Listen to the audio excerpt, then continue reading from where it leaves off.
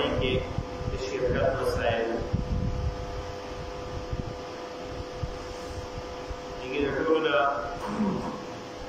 اهمه خبره اول دا ده چې په وړو صاحبو کې یعنې ګډ ګډه پیزا پیسه وغیره په دې کې یوه قرباني کېږي یوه برخه او غټ څاروي چې کوم دي غوا میخه وغیره اوښان دي په دې کې هغه اووه برخې دي اووه کسان هغه شریک کېدی شي د یو نه واخله د اوو پورې اوس د یو نه د اوو پورې په دې منځ کې چې هغه څومره افراد وي یو کس یوازې کوي په دوه کسه باندې شرکت دی په درې کسه باندې دی په څلور کسه باندې دی پنځه کسه شپږ اووه کسه هر څومره دي په ټولو باندې هغه جایز دی دا خبره په دې کې نشته دی چې دا به کتاب دي او دا پکې هغه جوړ دي دا خبره هغه نشته د دې نه علاوه څاروی هغې کې برخه چې دی نه هغه متعین کول هغه غوره خبره ده مثال کې طور پر 14 کسان دوه څاروي واغوستل ښه خبره دا ده چې خپلې خپلې حصې متعین کړي چې په کوم څاروي کې حصه ده او که داسې ونه کړي کور کې دننه هغه دوه څاروي دي 14 کسان دي په دې دواړو کې دی نه هغه برخې دي بس 14 برخې دي بیا هم جایز دي خو تعین هغه غوره خبره ده چې په کوم څاروي کې هغه کمې یوه حصه ده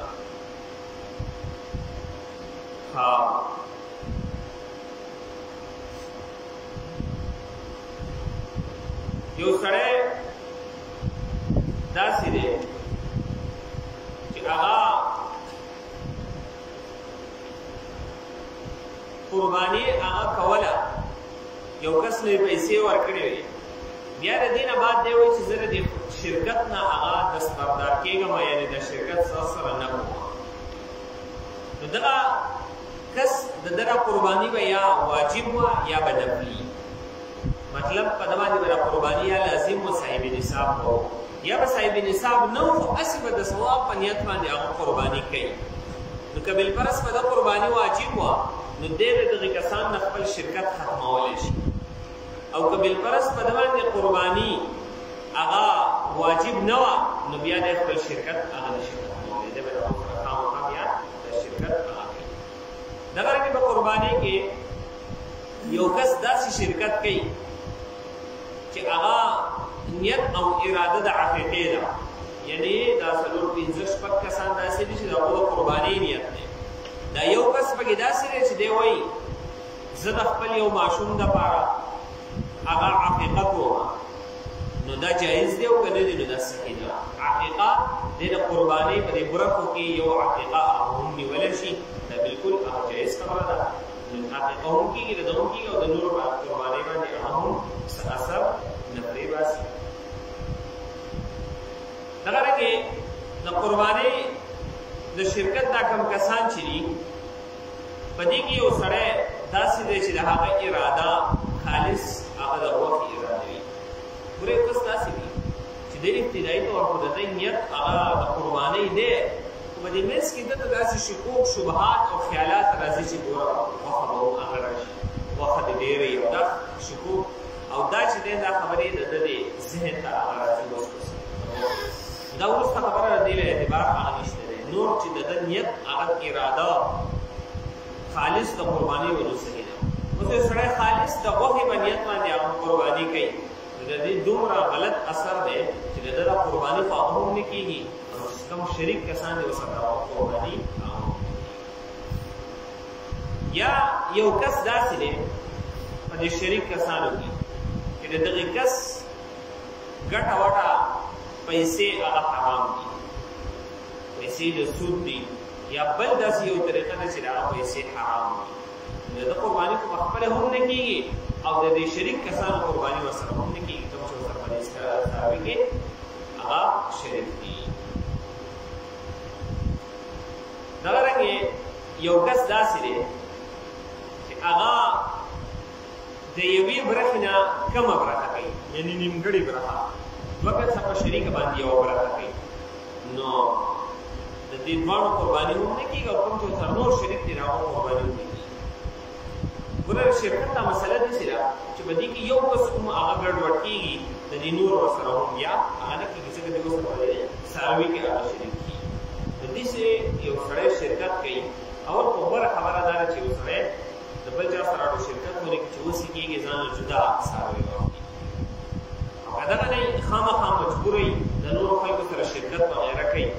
بیا دې ښه پوره چان بین کوي چې دا کسان سم دي د دې کسانو اراده د خوښۍ ده که د قربانۍ ده د دې کسانو کې خو داسې کس هغه نشته دی چېرته د هغه مال هغه حرام خو نه دی یا د چا په پکې نیمګړې برخه چې دی نه هغه نه ده د دوه کسو په شریکۍ وغیره داسې چې دی نه هغه یو سړی څاروی اخلي د دې اغستو په ټایم کې د ده اراده دا وه چې دا پیسې د دې څاروي ډېرې دي میلې ته لاړو څاروی غټه خوښ شو هغه اخلي د ده اراده دا وه چې دا څاروی زه اخلم لاړ شمه دا پیسې په ما ډېرې دي زه به ځان سره هلته نور کسان شریک کړم نو دا خو بلکل هغه جایز خبره ده دی ځان سره نور کسان هغه شریک کولی خو یو کس داسې دی چې ده خو ابتدایي طور څاروی ځان له واغستو مثال کے طور پر په 50,000 روپۍ څاروی واغستو کور ته راغی وروسته چې دی نه هغه ځای له دا خبر راغلی یار دا پیسې ډېرې دي په ما باندې زه د ځان سره نور څوک شریک کوم نو دا شرکت چې دی نه هغه جایز دی خو ښه خبره نه ده وروسته شرکت یعنی نور خلک شریک کول چې اوله کې اراده نه دي څاروي راغستلو په وخت کې وروسته خلک شریک کوي جایز دی خو ښه خبره نه ده دا د هغې چا لپاره چې په چا باندې قرباني لازم وي اوس یو سړی داسې دی په هغه باندې قرباني لازم نه ده دی میلې ته لاړو د څاروی واغست په 50,000 روپۍ مثال به هر څه واغست دی کور ته راغی بیا یې ذهن دا خبره راځي چې دا څاروی خو ګران دی او ځان سره اوس څوک شریک کومه دی اوس نشي شریک ځکه په ده باندې قرباني لازم نه وه اوس ده چې څاروی واغستو نو ده په نفل چې دی نو هغه د شروع کو او نفل په شروع سره هغه فرض ګرځي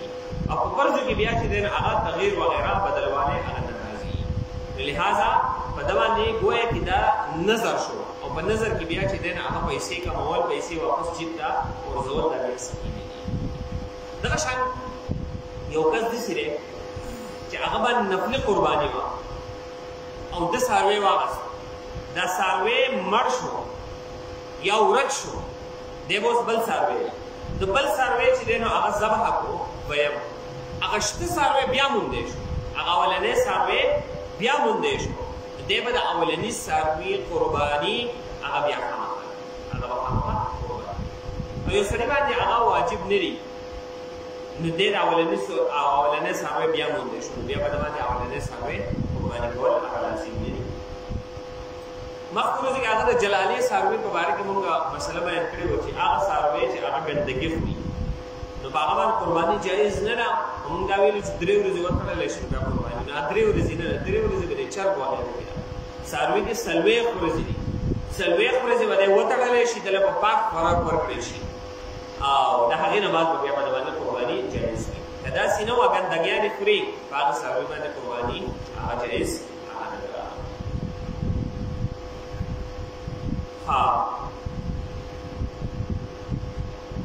دغه رنګې شریک کسان دي په قربانۍ کې یو کس چې دی نو هغه په حلاله باندې او د دې څاروي په ټول کار باندې هغه پوهېږي نور کسان ورته وایي زه ته کار مار وکړه تا له به مونږ چې دی نو هغه پیسې لرو دې کار مار وکړي دې پیسې اخلي دا پیسې اخیستل د ده لپاره جایز دي خو د چا لپاره په دې شریک کسانو کې یو کس ها د دې شریک کسان نه علاوه یو قصاب راشي هغه چې دی نو هغه کار وکړي بیا د هغه دپاره اجرت ورکول چې دی نو هغه جایز دي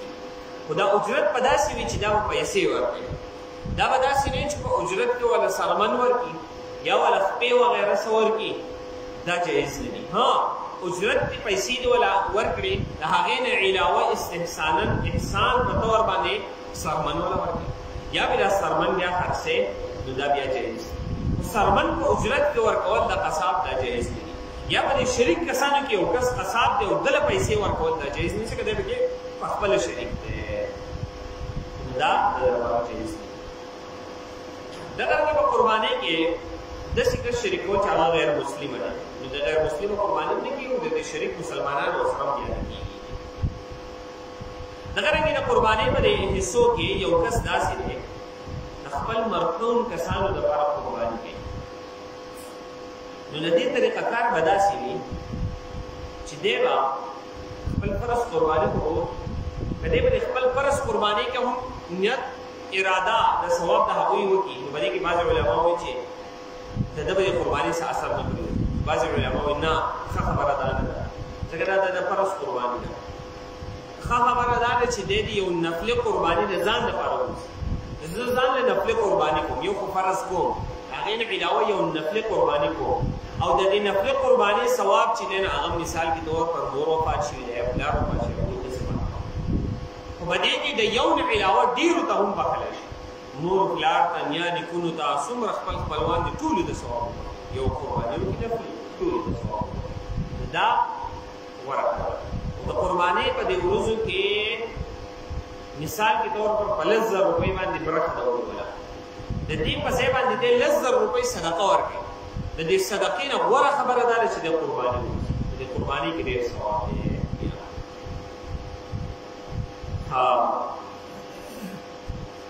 دغه طریقه د مرحومینو د طرف نه چې دی نه هغه دغه قربانۍ هغه د شرکت چې دی نه هغه څه مسایل وغیره د دې نه علاوه چې دی نه هغه نور د ذبحې طریقه وغیره څومره چې ده هغه به انشاءالله د اختر په سهار باندې چې دی نه هغه د ذبحې طریقه وغیره